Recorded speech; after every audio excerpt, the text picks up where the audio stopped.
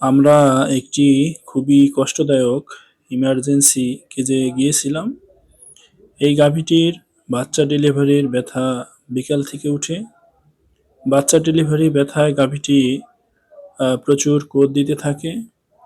খামারি বিভিন্নভাবে বাচ্চা ডেলিভারির চেষ্টা করেন, কিন্তু কোনোভাবেই বাচ্চা ডেলিভারি হচ্ছিল না।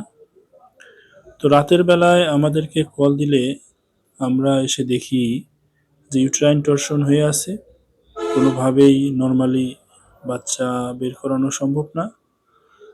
তাই খামারির সাথে কথা বলে আমরা সিজারিয়ান অপারেশন সম্পন্ন করি, কিন্তু দুঃখজনকভাবে বাচ্চাটি বের করার মাত্র 2 মিনিটের মধ্যেই মারা যায়।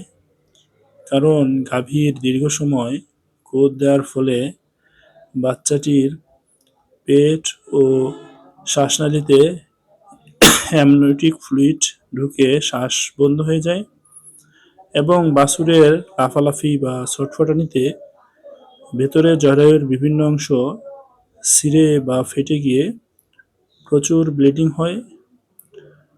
সমস্ত ছেঁড়া অংশ সেলাই করা কোনোভাবেই সম্ভব হচ্ছে না। তো কাজেই খামারি ভাইদের কাছে অনুরোধ করি, দয়া করে গাভীর ডেলিভারি ব্যথা ওঠার পরে